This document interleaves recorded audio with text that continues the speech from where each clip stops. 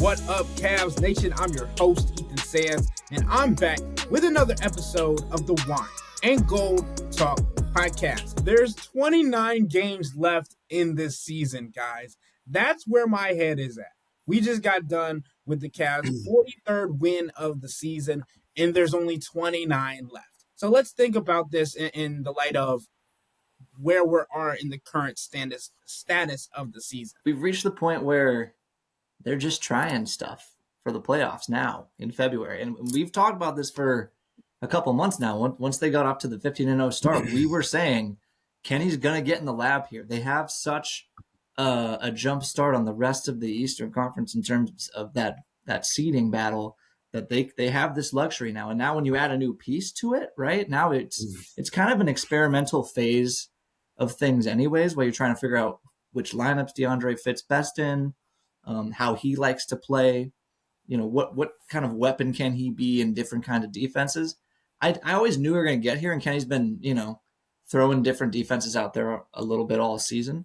I was a little surprised by how open he was tonight about just saying, yeah, we're just trying stuff. We threw the zone out there. We threw the box and one out there to Anthony Edwards just because, that's where we are in the season now. It's pretty startling for a coach to admit that. And I like what he said that he learned from Ty Lue when they were with the Clippers together, which I guess a handy Ty Lue phrase is, Chris probably knows this, a playoff adjustment a day when you're working through the regular season. It's this idea of building towards the postseason.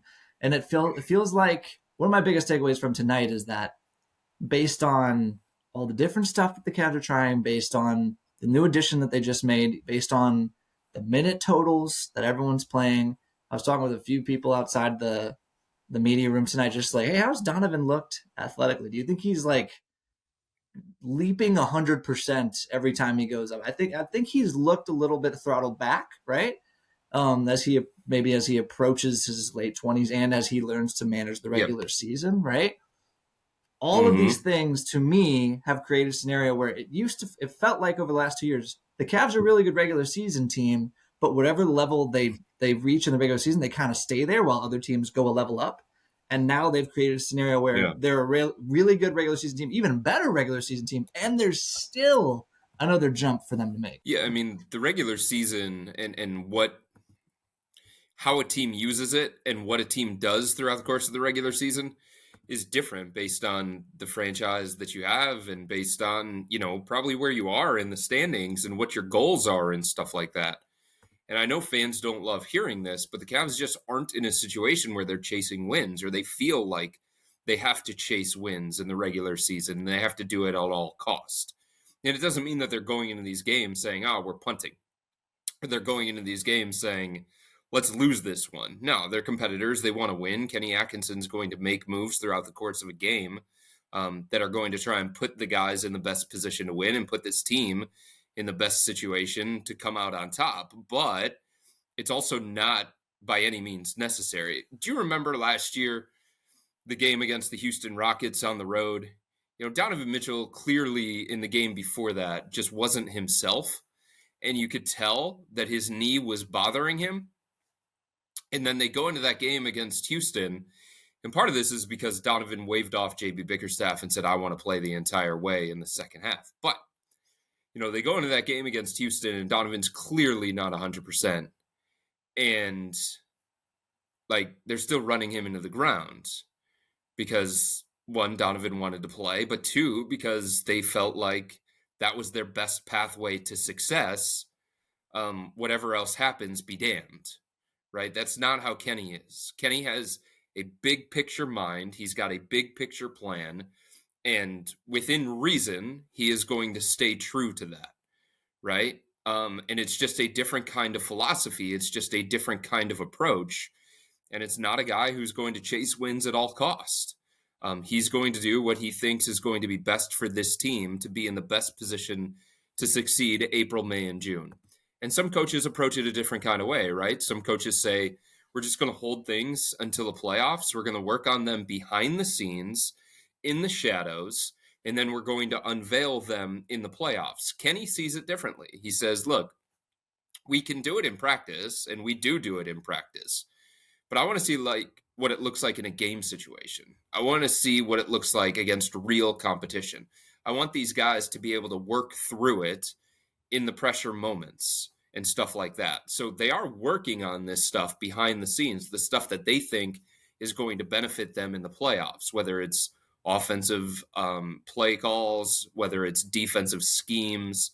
But Kenny's also giving them different opportunities in meaningful games to work through those things and experiment with those things. And if they work, they work. And if they don't work, they don't work. And I think the other difference between this year's Cavs and last year's Cavs is that their margin for error has grown here.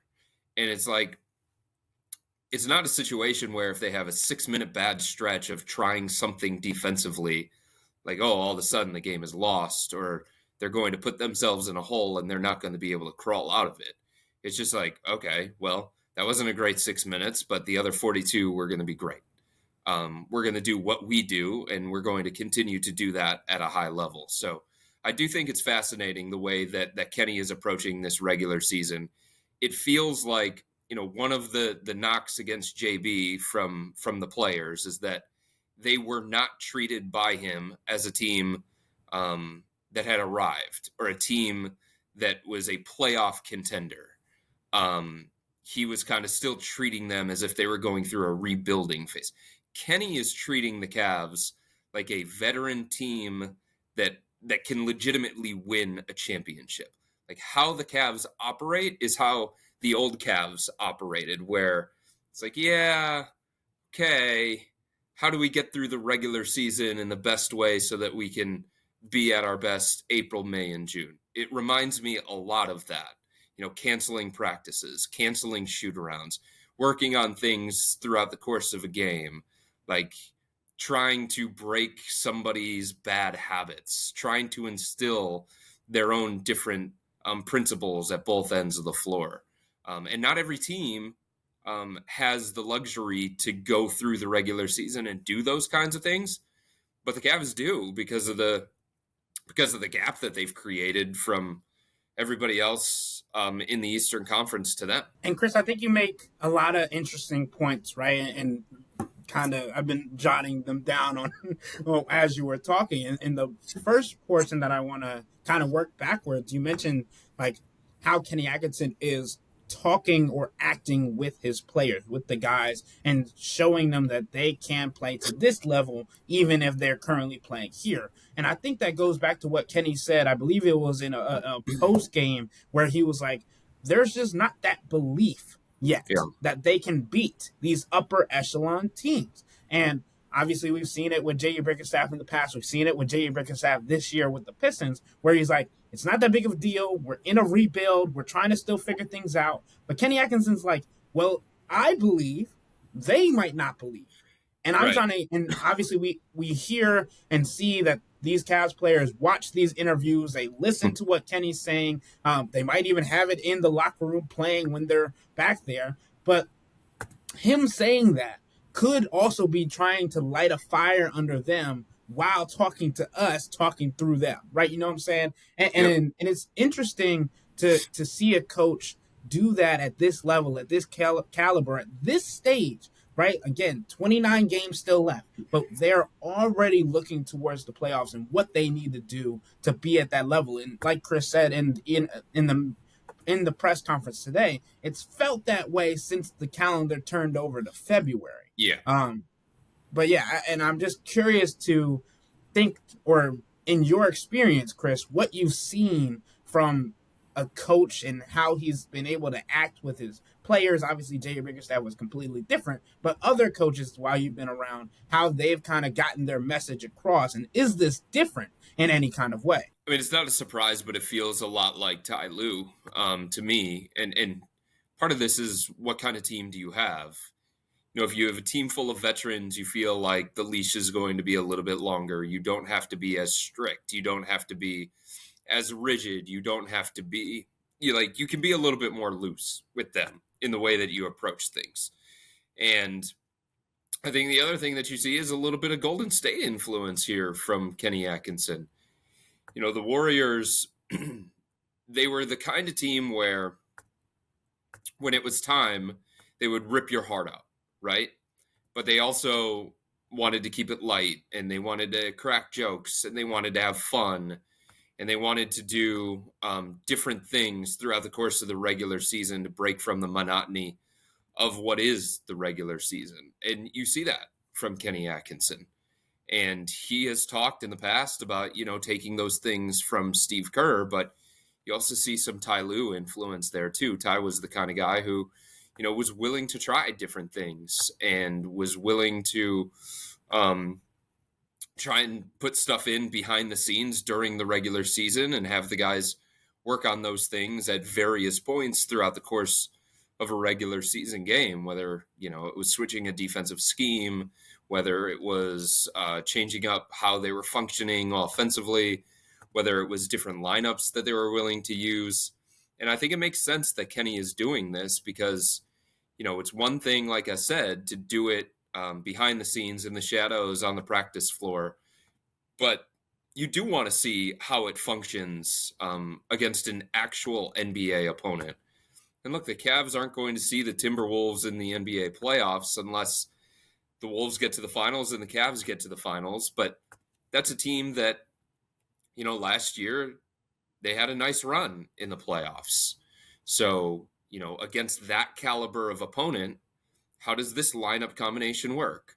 How does this defensive scheme work? How does this offensive set work? And all that kind of stuff. And, if it works, it works. If it doesn't work, it doesn't work. And it's just all about collecting as much information and as much data so that you're not just basing what decisions you make on these small sample sizes that don't really give you the kind of answers that you would want. And I wanted to go back to something that Jimmy said earlier about Kenny kind of being this candid coach and continuously saying, like, hey, this isn't working. This didn't work. We tried something else. And obviously, Jimmy, we've talked about this a lot on previous podcasts, but Kenny's always been a coach this season, at least, that we've learned to go out and say, I was willing to throw everything in the kitchen sink at him because nothing else was working, right? We've seen lineups that we have never seen played by the Cavs players or Cavs coaches. We've never seen different schemes. Like tonight, like you mentioned, Jimmy, he played 3 different defenses in the span of 3 different defensive possessions. And I think when you mentioned that, like, you were surprised by it, I'm surprised to hear you say that just because of how much he said, like, throughout the season that he's done different kinds of things because things simply haven't worked. What do you think is the most surprising thing that you've seen Kenny Atkinson throw on the floor this year? Because I know there's a laundry list, but especially coming off today's game where Anthony Edwards still had 40 plus, like what do you think was the biggest adjustment that you think will be beneficial for them going forward? I'm less surprised by the adjustments themselves than by the way he framed them. I think a lot of coaches treat the regular season that way, but not a lot will say like, hey, this is I'm in the lab right now. Basically what Kenny is saying. Right. And that I don't want to call it, it's like a place of extreme confidence. It's bordering on arrogance, but like it's earned arrogance, right? Because you're 43-10, right? Like that's the other aspect of this is like JB Bickerstaff, the tensions were so high and he was feeling like this time last year, this guy's coaching for his job. He probably has a little bit less leeway to experiment at that time than a guy like Kenny does. I mean, year one versus, year 2 of the Donovan era, and the year 1 ended really ugly, just a completely different situation to be working with. And oh, by the way, it's year 1 and you started off better than any team in franchise history. Like a lot of, and Kenny deserves a lot of credit for that, but like it's a snowball effect where when things start working for you, you're afforded more leeway to try this sort of thing. And I think it gets to the point, like to the Ty Lue point, like some of this stuff I think is just like trying to keep guys engaged, frankly, like mixing coverages. It's a good fact finding mission for sure. But it's also like, we're getting real up close to the All-Star break here. These guys have played a lot of games. and we know how cramped the Cavs schedule in particular has been. It's just like, all right, well, here's a curveball for you. Let's see if this will light a fire under you, or even just spark your brain a little bit differently, make you focus more because it's something that you don't know like the back of your hand. Where it's a long season, as Tristan Thompson said a couple of weeks ago when we asked him about. I think I was asking him about Boston coming in because they had hit one of these swoons that title teams hit, and he like cut me off in the middle of my question. He's like, "Oh, it gets boring. Like winning in the regular season just gets boring when you've done it in the playoffs for so long." And I think that's like a hard thing for people to wrap their heads around unless you've lived through it. Like once you fully grasp how much more important the playoffs are, and once you have success there, like your 5-game winning streaks from November to May or from November to April just don't move you the same way. You just have that ultimate goal in mind, and that's where the Cavs are. It's a great place to be. It's just a place that so few teams actually get to end up. Particularly, this is a really mostly unique because it's most teams who end up in this position have already won a championship. The Cavs have just dominated the regular season so thoroughly that they've arrived here. It's interesting. And I think there's the other point here too. Enough of their guys at this point in time, including their coach. And I think this was a big deal with JB. But I also think it was a big deal with where the franchise was at one point. I don't think there was a full recognition of just how different regular season basketball in the playoffs was. You know what I mean? Evan Mobley didn't know that. He didn't understand the difference between it. Because you don't know what you don't know. And you have to go through it. And you have to see it. And you have to feel it. And, JB Bickerstaff was a relative playoff newbie. And it's not to say that, Kenny Atkinson has all of this postseason experience as a head coach. As a head coach, he doesn't. But he's been through championships. And he watched Steve Kerr operate a certain kind of way. And he watched Ty Lue operate a certain kind of way. And if you're talking about, over the last 10 years in the NBA, Ty and Steve Kerr, they're pretty accomplished. They're the kinds of guys that you can learn from about how they approach those things. And now, Evan Mobley's been through it. Darius Garland's been through it. Jared Allen's been through it. Even Isaac Okoro, Max Strus knew about it. Donovan Mitchell knew about it. But like the young guys, you can even hear them kind of talking as if, like, yeah, this is great that we're doing this in the regular season, and we're going to be proud of that. And we think we're really, really, really good. And we think what we do in the regular season is going to translate better in the postseason. But you also get this sense of, okay, this is great, but we understand the playoffs are going to demand something different from us. The playoffs are going to be a different kind of game for us. Intensity, physicality, like all that kind of stuff.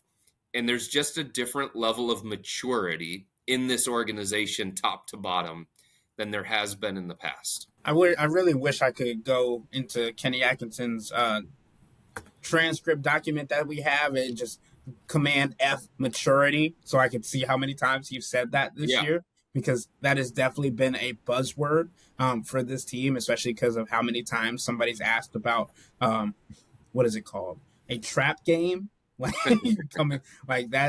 been an entire different storyline this season, especially because in comparison to last year, and Kenny Atkinson referenced it a little bit today, like this team no longer really worries about blowing big leads. They know that they got to keep their foot on the gas. They relish the opportunity to see how many points they can put up on a team. Like, you get up by 20, okay, let's get up by 26. You get up by 26, okay, let's get up by 40. Like, that's the kind of mentality that this team didn't have last year. And Chris, we continuously had that conversation where it was like, ooh, this feels like they could come back. Ooh, this feels like they might have some kind of something under their sleeve. And obviously Anthony Edwards had put on a show in the third quarter. I think he had 18 of the team's points in the third quarter alone. So he was doing his thing. But again, Kenny Atkinson in his post-game press conference was like, well, you let Ant beat you, and then everybody else can't do anything. Yeah. Because he's taking 20, 30, 40 shots, right? Yeah. But I want to get back to Donovan Mitchell. And we talked about his injury last season. We talked a little bit about the All-Star break coming up. And importantly so, Chris, you mentioned how he wasn't at 100% at the second half of the season, even when going against the Houston Rockets, all these things. There were some jokes being made in the locker room tonight after the game about Darius Garland comparing Donovan Mitchell's three-point contest stretch and how he was representing Sam Merrill, and that did not go according to plan, and how Darius wants to outdo Donovan a little bit on his own. But the fact being is that Donovan also could have been hurt during that stretch as well, right? And we don't know all of when he got injured around that time. Maybe Chris has that insider information, but it's just something to keep an eye on when we talk about the health of these players, being able to participate in all these events, get onto the biggest stage and showcase yourself, especially somebody like Darius Garland, who's trying to up his campaign as one of the top guards in the East, in the top guards in the NBA. What do you think about the importance of the balance between showcasing your skills and also realizing that you have a season to complete and a bigger goal at the end of the day, Jimmy? I mean, it's All-Star weekend. Like, it's the three-point contest, slam dunk contest, not that any of the cats are in that stuff. That's small potatoes. You try not to get hurt during the All-Star game, and you keep it pushing. But I was thinking about when you guys were talking about the difference between this year's Cavs team and last year's Cavs team. I just remember, I don't know, 5 to 7 press conferences a year where we'd have to tap dance around this thing with JB, where it's like, so you can't simulate the playoffs in the regular season, but this game, like, this could be a team that you might have to run into down the road. So, like, is this kind of a playoff atmosphere? And JB would, like, in the same tone, like, talk out of both sides of his mouth, kind of, well, yeah, you can't know until you know, but right. Yeah, we're gonna, this is a big game for us, yada yada yada. That's that sort of thing, and it's like, what? And that's not just like, I know that JB understands playoff basketball. It's just like I think he's in that moment trying to strike the right message for his team. Yeah, kind of like Kenny is doing. Like he expects, or at least has an idea that players watch him in those settings. And so when coaches speak to the media, they're often speaking to their team through the media. And so in those moments, JB's trying to toe both lines. He's trying to show, I understand. Of course, it's February. You can't replicate hiking your shorts up every possession on defense, 40 minutes, ball pressure, all that sort of stuff. That is irreplicable in the regular season. You get it for 3 to 4 minute stretches, a quarter if you're lucky, but it's not replicable because the stakes are not replicable. This is one of 82. Right. That in that situation in the playoffs, your job is on the line, your season is on the line, every possession essentially. But he's also trying to tell his guys, like, hey, this is the level of competition that we're going to see in the playoffs. So it's a nice measuring stick. If you guys could bring it a little extra tonight, that would be great. If maybe they're not going to bring their playoff MVP, but let's see it. He wants them to punch harder and see where it lands, essentially. Yeah. So I always thought those were interesting conversations in relation to what we've been talking about with Kenny and JB. I also think it's a situation, this team just feels more ready to compete for a championship.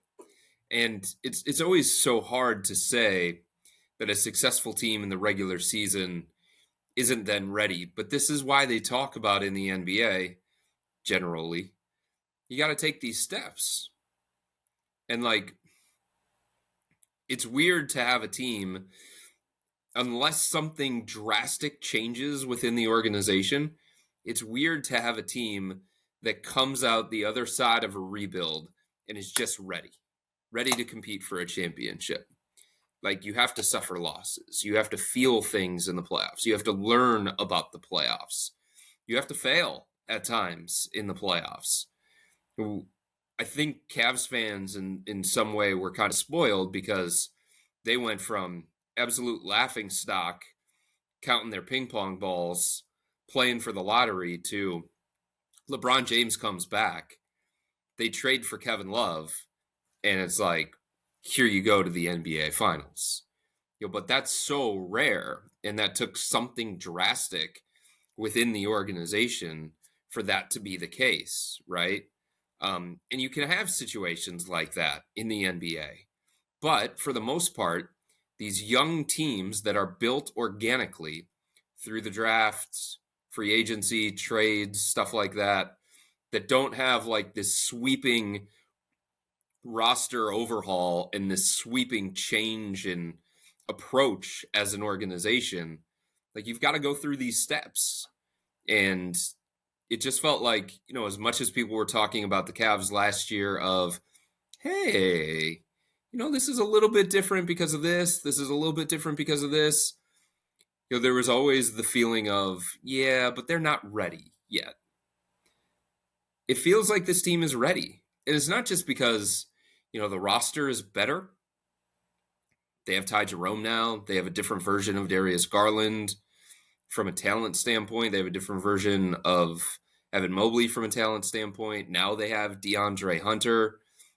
It just feels like there's a readiness to the game of Evan Mobley. There's a readiness to the game of Darius Garland that, whatever it is that's going to be thrown at them. And this doesn't mean that they're going to be perfect every night.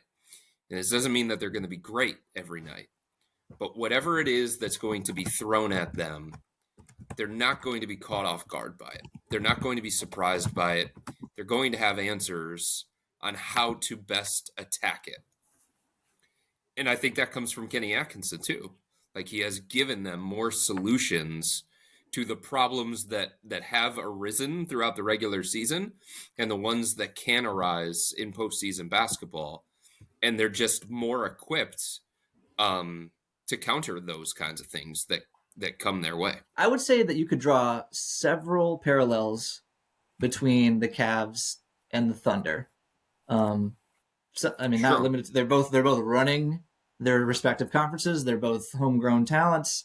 They both have the identity is defense in both cases, and both still have something to prove in the playoffs. But consensus, big wig NBA opinion seems to be that the Thunder are untouchable in the West. Like, they are the overwhelming favorites in the West.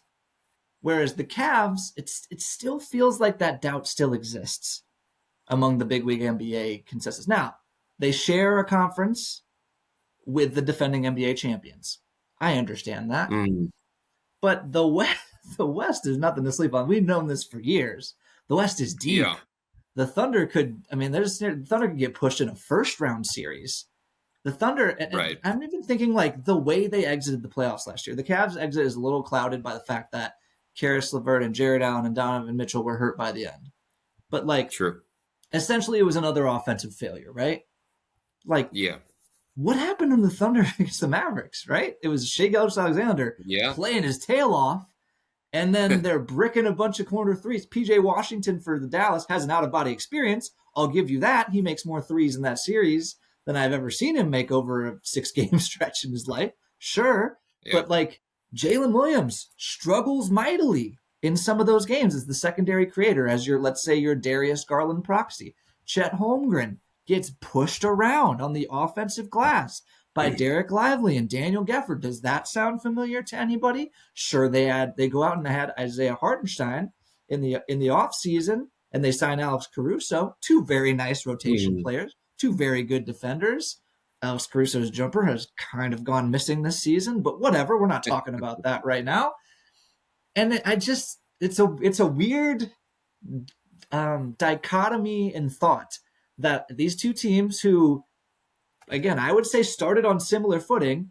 I don't think the Cavs have a Shai, no disrespect to Donovan. Shai is a top 5 player in the world. Donovan's closer to fringe top 10, but Other than that, Yeah. they're pretty darn comparable. And yet the way we talk about these teams seems pretty far apart. Yeah, I think that's interesting, Jimmy, and I think you make a good point. But the most important thing that you said was that the West is a completely different beast than the Eastern Conference. And at the beginning of the season, sure, we were all kind of like, "Oh, the standings look kind of similar." Now it's not that.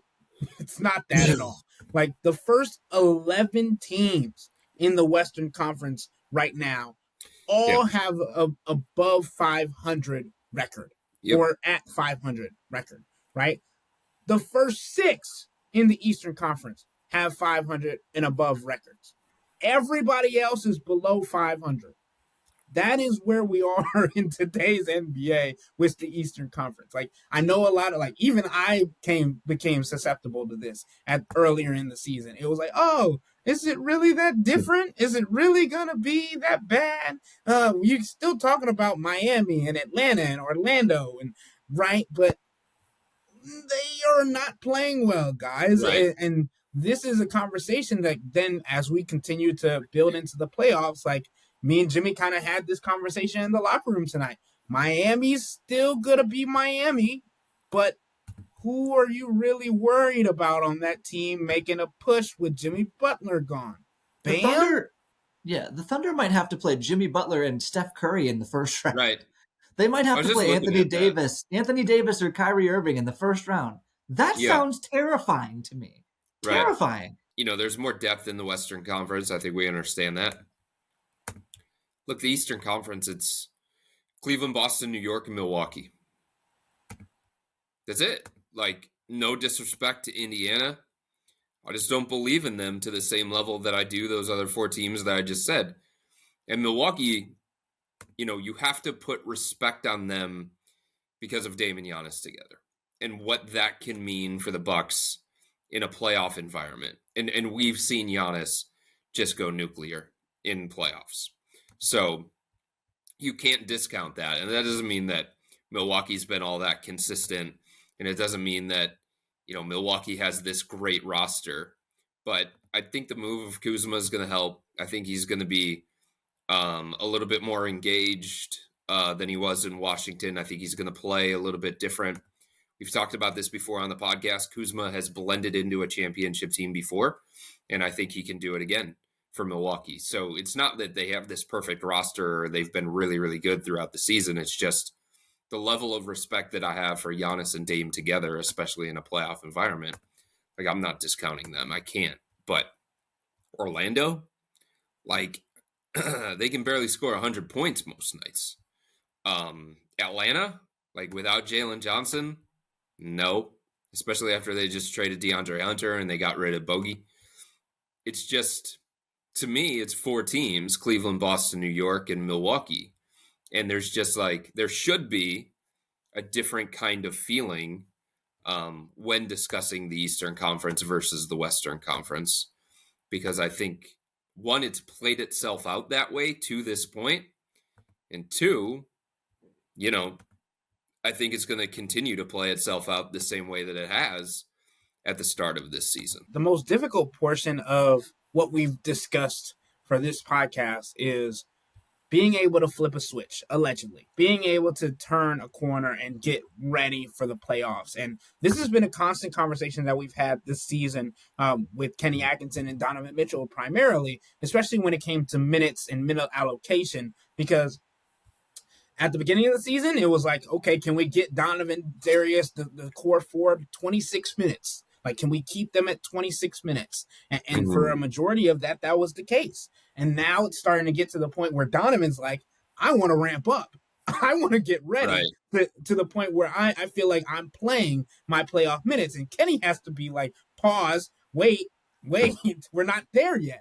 And I think that's the drive and the hunger from Donovan to be ready, to be able to have the type of performances that he's used to. But Kenny also understanding that, maybe you're getting riled up, and that's a great thing when it comes to you showing out with your teammates saying you ain't got no bounce anymore. So you go out and put a poster slam a couple games in a row. But your minutes are going to stay the same until we get really close to the playoffs, because we don't need the same situation from last year. We don't need you burning out. We don't need, especially with the record that we have, for you feel like you're going to overwhelm yourself at any point of this season. I was having a conversation with a player in the locker room off the record tonight, just generally talking. And he turned to me and he said, "What's up with Minnesota? What do you see from Minnesota?" And I said, one, I see a team that doesn't seem to like each other, and I see a team that doesn't trust each other. Like Ant, it looks like Ant has this belief of, I got to do it all. Because I don't have enough faith in these other guys. Like there is a lack of readiness across this roster for these guys to play at the level consistently that they need to play at for us to be a great team and a threat in the Western Conference. And look, this isn't breaking news. Ant has talked about this throughout the course of the season and post-game press conferences. He's been very, very candid about it. And that player said, "Sounds a lot like us last year, huh?" And I said, "Interesting, from what perspective?" And he said, it felt like there was a feeling of Donovan believing he had to do more. And part of that was Darius was injured, and Darius was having a terrible year, and he just wasn't this guy. He wasn't playing at an all-star level. Evan Mobley wasn't ready. He wasn't playing at an all-star level. He also wasn't used in the best possible way. We can talk about that. But he also wasn't playing like this. He wasn't ready. And I got a lot of backlash throughout the course of the offseason about something that I reported on the final game of the playoffs for the Cavs about how at times Donovan, that was a key point, was frustrated because of the load that he had to carry and because of the lack of readiness throughout the roster and throughout the organization to be at the level that he had already gotten to. And he was like, "Come on, guys. Come with me. Get to my level. I'm here. I know what it takes to win championship. I know what's required. I'm at that level. I can get to that point. I've shown that I can get to that point." Right? And he was kind of like, who's going to come with me? Who's going to join me? And Donovan's a competitor, and Donovan's never going to talk bad about his teammates. And he's never going to throw them under the bus or anything along those lines. But you could see that. You could feel that. And that's why I reported that. Also because I had sources that were saying that. And I thought it was really, really interesting that I was having that conversation with the player in the locker room. And he said, "We're not that anymore. We don't have to be that anymore. Just look at the way that we're playing." Like there is a belief inside this organization that whoever's number is called, they're going to make a difference. They're going to have an impact. They have a role and they're going to help. And you just didn't have that last year with this team. You didn't. And you certainly, you didn't see that with the Timberwolves tonight for sure. But it's more about the Cavs. And that's a big, big difference. Like there is a legitimate trust and a legitimate belief that whoever is going to get called on, Jalen Tyson, Craig Porter Jr., Donovan Mitchell, Darius Garland, doesn't matter status, doesn't matter contract, doesn't matter anything. Like whoever that guy is, there is a belief that he's going to go out there and he's going to help. And it's just a different feeling than what it was last year when Donovan, it felt like he felt as if he had to do more and he had to kind of like drag this team along with him as opposed to them all being not on equal footing, but close enough to that point. I think it goes back to what we talked about at the top with the top-down organizational maturity and Kenny using the regular season as a canvas to throw some colors at. Let's paint abstract here, because you remember how last year went. They started slow, guys got hurt, and then it's not just JB Bickerstaff. It's the entire organization goes, "Oh crap! Like we need to string together some wins here if we're going to get the playoff seeding. We need to make a run here, right?" So it's like, okay, superstar Donovan Mitchell, go be a superstar for a month, and he did it. Him and Jared Allen both did it. They carried the load. And JB stuck with him. And when you don't have two of your four best players, you're going to count on your on your star player the most, on your star player even more. But it's like it muddies the waters for what we're seeing now. Like, if I don't think that Evan Mobley would have been this if he had been empowered the way he's been last year. I don't think he would have been this at the All-Star break. I don't know that Darius Garland. I mean, there's so many injury conversations that goes into Darius's side of things too. But I don't know that he would have been this, but they would have been better, right? They would have been more prepared for the playoffs. And I mean, like, to the Minnesota point, like, they drafted, this is an aside, but they drafted Rob Dillingham 8th overall as like an offensive hub replacement for what you lose when you trade Cat, which was a dumb trade. I think we can all admit that now. Monetarily motivated, bad decision. But like, he hasn't played any more than 24 minutes all season. So like, Chris Finch, you have to help him. You have Ant's help. You guys invested a premium pick to that guy. That's just as an aside. It's a top-down thing. The Wolves have their wires crossed where like the organization say, hey, we got this Rob Dillingham guy. We think he can help Ant. Chris Finch is like, not sure he's ready to help us. But it's like, dude, this is what the regular season is for. Whereas the Cavs have, by the way, continuity is helping here because they've tried with this exact group. So they know what it looks like when it doesn't go right. So what can we do to empower Darius and Evan to help Donovan so that he doesn't have to carry so much load on the way to the playoffs and in the playoffs? And Kobe says, okay, I see this. Let's try to find someone who can help Donovan's co-stars meet him at his level or just below, as Chris is saying. Kenny Atkinson comes in and says, I have a plan to do that. Let me talk to Donovan about this. Donovan, let's work together on this. You need to be my ally in this and in getting Evan Mobley the ball and empowering Darius Garland. And I mean, I would argue that when Donovan speaks to the media, he probably does it from his perspective in a similar seat that Kenny does. When he speaks of Darius, when he speaks of Evan, he's always empowering them, building them up, and acting like the lovable big brother. And we see on the court how he talks to them and gives them, a little punch in the shoulder when they need to, or he's not afraid to have a hard conversation with somebody. It's top down. It's the whole thing. Some of that can only be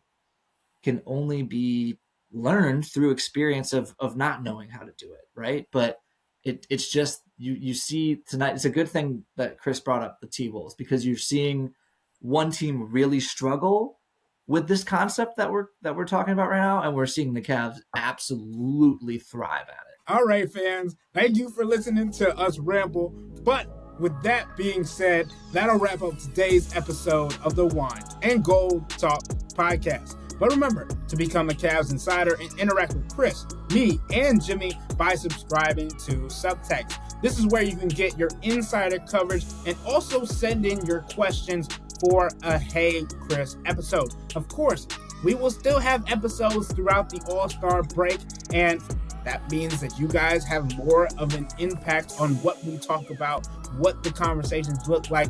And if you need to do that, if you want to do that, the only way to do so is if you sign up for a 14-day free trial or visit cleveland.com/Cavs and click on the blue bar at the top of the page. If you don't like it, that's fine. All you have to do is text the word STOP. It's easy, but we can tell you that the people who sign up stick around because this is the best way to get insider coverage on the Cavs from me, Chris, and Jimmy. This isn't just our podcast, it's your podcast. And the only way to have your voice heard is through Subtext. Y'all be safe. We out.